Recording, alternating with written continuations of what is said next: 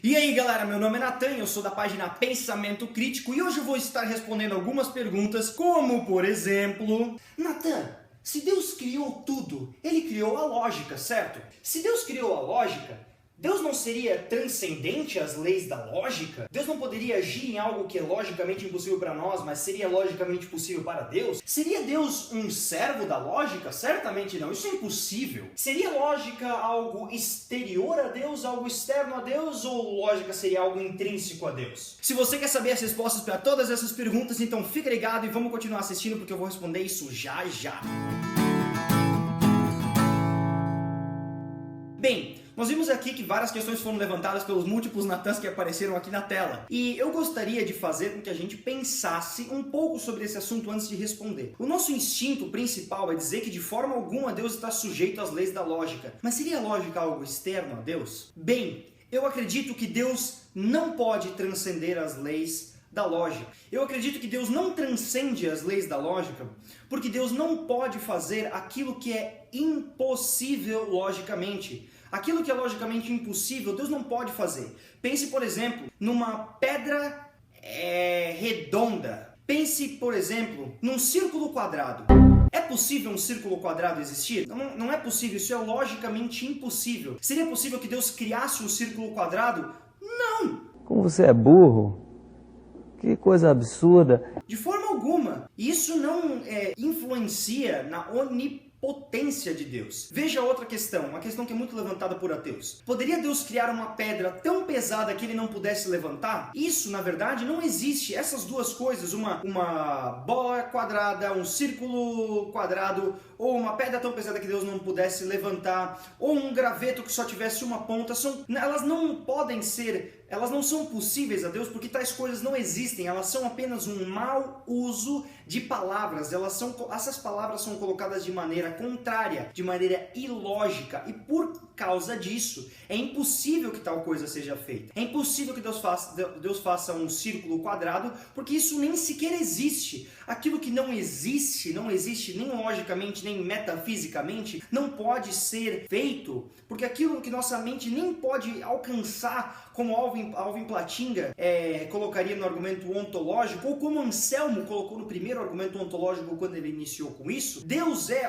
o ser supremo porque ele pode ser alcançado pela nossa mente. Aquilo que não pode ser alcançado não pode existir. Veja que, por causa disso, onipotência não implica em fazer aquilo que é logicamente impossível, porque aquilo que é logicamente impossível de fato nem sequer existe. Então a impossibilidade não está pela falta do poder de Deus, mas pela má colocação dessa declaração de que Deus criaria uma pedra mais pesada do que ele pudesse levantar, ok? Outra questão que as pessoas levantam é que Deus poderia ter criado a lógica de maneira diferente. E eu argumento que não. Impossível seria tal coisa. Isso não faz o menor sentido que Deus pudesse ter criado as leis da lógica de maneira diferente. E nisso você vai entender um pouco mais pro final do vídeo o porquê. Mas eu também argumento que Deus não poderia ter criado a eternidade de maneira diferente. Deus não poderia ter criado o amor de maneira diferente. Deus não poderia ter criado onipresença, onipotência, nada disso de maneira diferente. Aí você está pensando, até, mas Deus não criou onipotência. Onipotência é o que Deus é. Exatamente. Então se você pensou isso, você já está começando a entender aonde entra o problema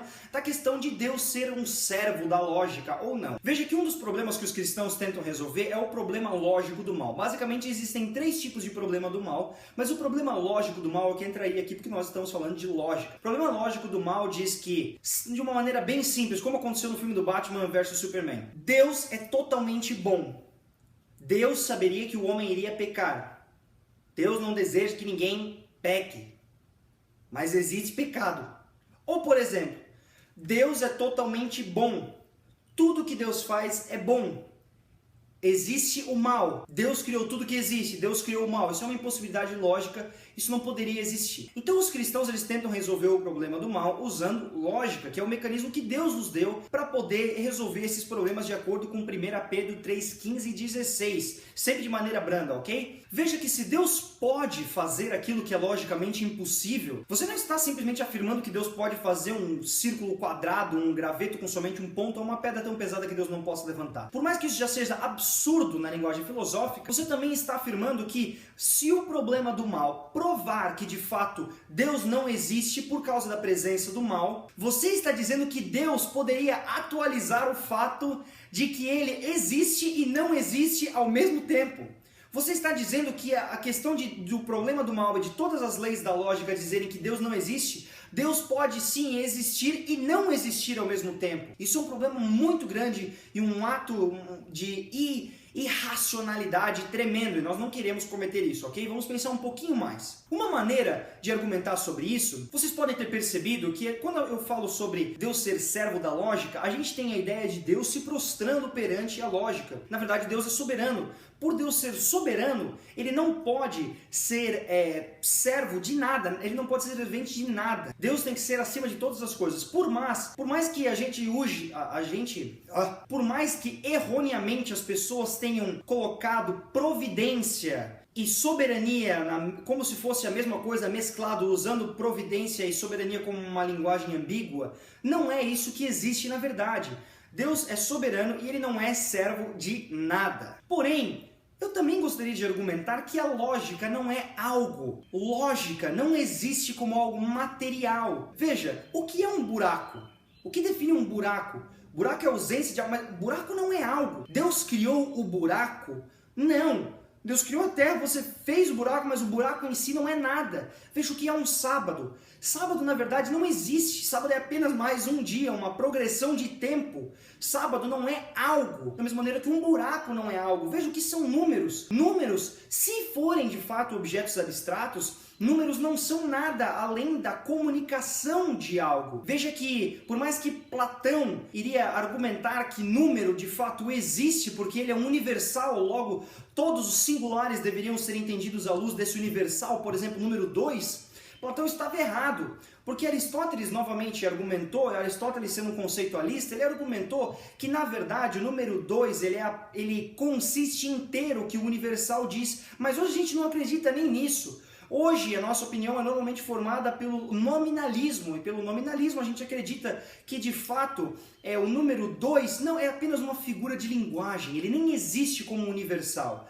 Então números, buracos, sábados, eles não existem, eles são apenas uma ideia, uma representação. Veja bem que se lógica não é algo, lógica não precisa ser criado. Logo, Deus não ter criado a lógica não significa que Deus não criou todas as coisas. Significa que Deus criou tudo que Paulo coloca em Colossenses. Colossenses 1, versículo 16, fala que criou todas as coisas visíveis, invisíveis, e todas as coisas espirituais, materiais e tudo mais. Veja que Deus transcende tempo, espaço e matéria. Lógica não se enquadra em tempo, nem em espaço, nem em matéria. Isso que é importante para a gente pensar. A gente está usando uma lei de física para interpretar algo metafísico. Isso é um grande problema. Lógica, então, na verdade, é apenas uma representação, é um espelho da mente de Deus. Em João 1:1 lemos que o verbo é eterno. No princípio, o Logos já existia. O Logos, ele é também, além de ser a palavra, o verbo, ele é a razão. A razão é algo eterno. Razão é algo inerente no ser de Deus. Da mesma maneira que você não pode de forma alguma argumentar que Deus criou a eternidade. Por quê? Porque eternidade é uma representação do ser de Deus. Da mesma maneira que você não pode argumentar que Deus criou a moralidade, que a moralidade é algo exterior a Deus, que Deus formou a moralidade. Por quê? Porque moralidade é a reflexão do ser de Deus, do caráter de Deus. Da mesma forma que eternidade é uma reflexão do ser de Deus, moralidade é uma reflexão do caráter de Deus, lógica é uma representação e uma reflexão da mente de Deus e de como Deus pensa. As leis da lógica, a eternidade ou até mesmo a moralidade são de fato uma reflexão do último pensador. Como Deus tem em si toda a verdade, Deus é totalmente verdadeiro, tudo que ele fala é verdade. Logo, verdade deve ser medido pelos padrões daquilo que Deus diz. Se tudo que Deus diz é verdadeiro, o que ele diz sobre si mesmo e sobre a natureza é verdadeiro. Tudo que existe na natureza é verdadeiro por causa do ser de Deus. Logo, Deus não precisa nem ter criado as leis da lógica, nem ser sujeito às leis da lógica. Por quê? Como vimos, a lógica não é uma coisa, a lógica é apenas uma ideia abstrata para representar aquilo que nós estamos dizendo, como os nominalistas acreditam. E da mesma forma, lógica não é algo exterior a Deus, mas lógica é algo inerente que faz parte da mente de Deus, ok? Se você gostou desse vídeo, dá um like, se inscreve no canal e compartilha com a galera. Entre também no www.pensãocritico.com e leia os outros artigos que tem lá, falando sobre fatalismo, sobre determinismo, livre-arbítrio, falando sobre política, falando sobre religião, falando sobre apologética, falando sobre o dia a dia do cristão e tudo mais, ok? Fica ligado nos próximos vídeos e eu sou o Natan do Pensamento Crítico. Vejo vocês na próxima. Falou!